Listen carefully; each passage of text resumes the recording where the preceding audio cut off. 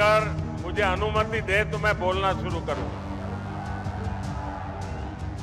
4 राज्य, चुनौती का सामना, जीत का फॉर्मूला क्या बना?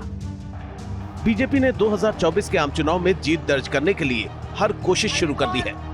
प्रचार के मैदान में खुद प्रधानमंत्री नरेंद्र मोदी ने मोर्चा संभाल लिया है। उनके शेड्यूल में हर दिन कई राज्यों के दौरे दर्ज हो रहे हैं। हालांकि ये पीएम मोदी के प्रति जनता का लगाव है और चुनावी माहौल का उत्साह है, लेकिन इसकी दूसरी तरफ चुनौतियां भी कम नहीं हैं। हम यहाँ सभी राज्यों की बात तो नहीं करेंगे, लेकिन 4 राज्य ऐसे हैं जहाँ सियासत का रंग चुनौतियों से बना है। ये राज्य हैं बिहार, पश्चिम बंगाल, तमिलनाडु और महाराष्ट्र। अब शुरुआत बिहार से करें तो उसमें कुछ तथ्य सांकेतिक ही सही, लेकिन चुनाव पर असर डालते नजर आ रहे हैं। इनमें पहला है पीएम मोदी की सभा और मीसा भारती के बयान पर वार पलटवार।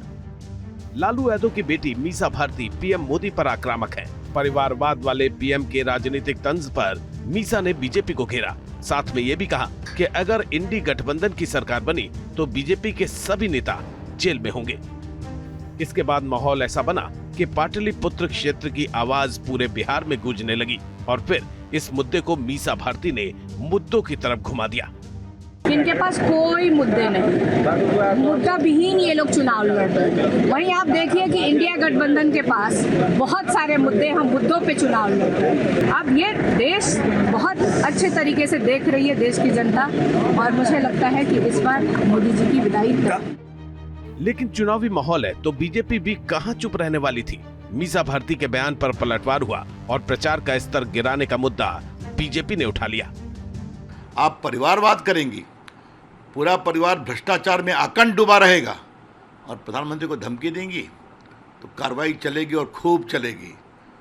और दिन में सपने देखना बंद कर दीजिए।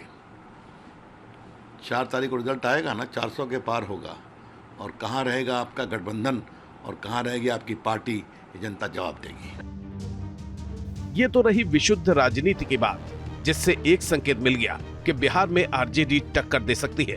लेकिन माहौल की बात करें तो वो भी आरजेडी के नेता और लालू प्रसाद यादव के छोटे बेटे तेजस्वी यादव खूब बना रहे हैं, बयानों से कम, खान पान के वीडियो से ज्यादा।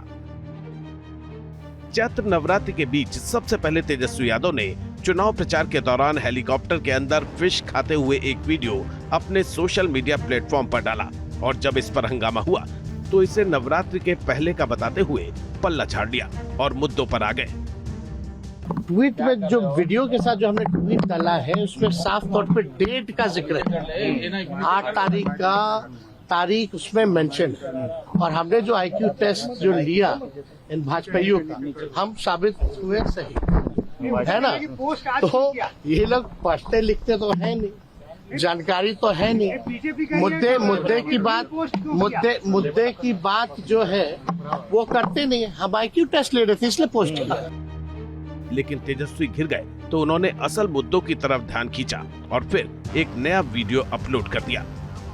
नया वीडियो संतरा खाते हुए है, जिसमें तेजस्वी यादव के शब्द बता रहे हैं कि ये वीडियो उन्हीं लोगों के लिए डाला गया है जिन्होंने मछली वाले वीडियो पर उन्हें घेरा था। इसका मतलब ये है कि बीजेपी के लिए वीडियो वायरल करके बयान देकर चुनौतियां बढ़ाई जा रही हैं। लेकिन इसका मतलब ये बिल्कुल भी नहीं है कि बीजेपी के लिए जीत नामुमकिन है। ये जनसमूह बता रहा है कि पीएम मोदी यहाँ भी लोकप्रिय हैं।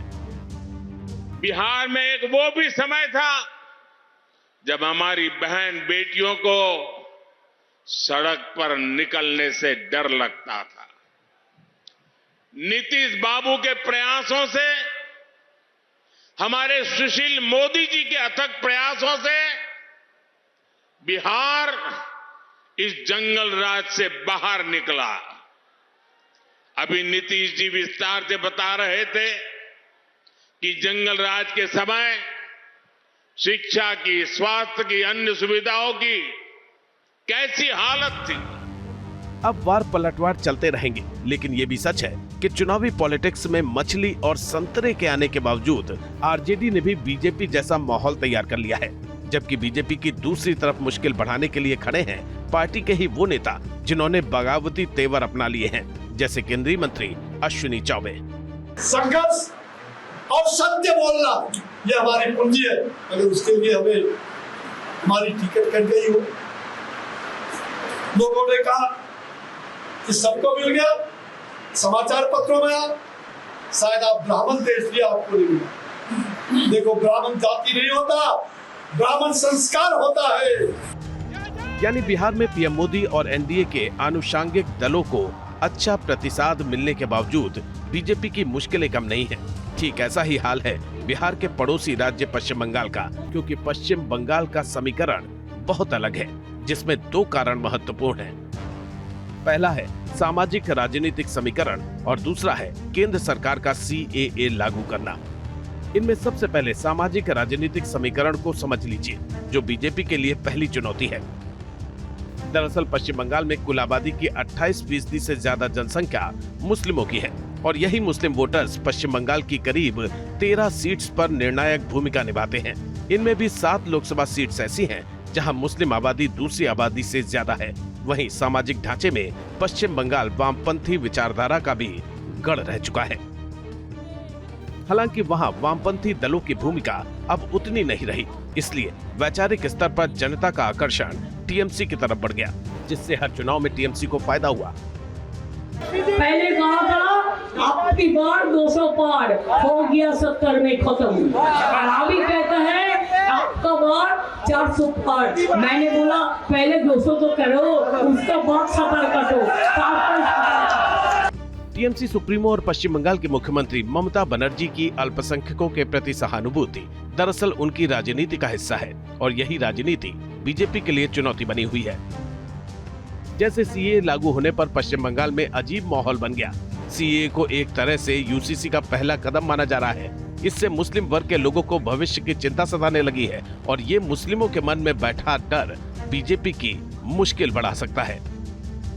हालांकि इसका तोड़ भी बीजेपी ने इस बार संदेश खाली से निकालने की कोशिश की है, जहां टीएमसी के नेता के अत्याचार को मुद्दा बनाकर पूरे पश्चिम बंगाल को गलत दिशा में होने का संदेश दिया जा रहा है और इसकी पुष्टि करता है संदेश खाली पीड़िता रेखा पात्रा को लोकसभा का टिकट देना। टीएमसी, वामदल, कांग्रेस ने एक दूसरे के भ्रष्टाचारियों को बचाने के लिए ये इंडी गठबंधन बनाया है। मैं कहता हूं भ्रष्टाचार मिटाओ, वो कहते हैं भ्रष्टाचारी बचाओ। ये लोग चाहे जितनी साजिश कर लें, मैं आपको गारंटी देता हूं 4 जून के बाद भ्रष्टाचारियों के खिलाफ कार्रवाई और तेज होगी। यानी 2 राज्यों के समीकरण चुनौती बढ़ाने वाले हैं, लेकिन 2 राज्य और ऐसे हैं जहां बीजेपी के लिए मुश्किल बढ़ सकती है। इनमें एक है महाराष्ट्र और दूसरा तमिलनाडु। इसमें महाराष्ट्र इसलिए संकट का कारण बना हुआ है क्योंकि यहां पिछला चुनाव बीजेपी शिवसेना ने साथ मिलकर लड़ा था, लेकिन शिवसेना टूट चुकी है और अब बीजेपी के साथ शिवसेना का वो गुट है जिसका ठाकरे परिवार से संबंध नहीं है और ठाकरे परिवार गुट मोदी के खिलाफ खड़ा है। संविधान खतरे में है, इसलिए तो हमको बीजेपी को हटाना है। मोदी जी की जो बात है सही है, संविधान खतरे में है। विरोधों का ऐसा दावा कर रहे हैं उन्होंने। देखो सत्ता पे कौन है 10 साल से? मोदी जी है, इसलिए संविधान खतरे में है। लोकतंत्र को, पार्लियामेंट को, न्यायालय को, इलेक्शन कमीशन को मोदी जी मानने को तैयार नहीं। हालांकि पूरे महाराष्ट्र में ये फैक्टर काम नहीं करता, लेकिन जिन क्षेत्रों में ठाकरे परिवार का दबदबा है, विशेष रूप से मुंबई और नासिक तक का क्षेत्र, वहां बीजेपी को चुनौती मिल सकती है। हालांकि इसका हल राज ठाकरे बन सकते हैं, जिन्होंने बीजेपी को समर्थन देने का ऐलान कर दिया है। लेकिन तमिलनाडु में हालात बहुत विपरीत हैं, क्योंकि यहाँ बीजेपी एंट्री के लिए पूरा जोर लगा रही है और ऐसा इसलिए क्योंकि एंट्री की उम्मीद बढ़ गई है। बीजेपी और एनडीए को तमिलनाडु में अपार जन समर्थन मिल रहा है। पूरा तमिलनाडु कह रहा है एक बार फिर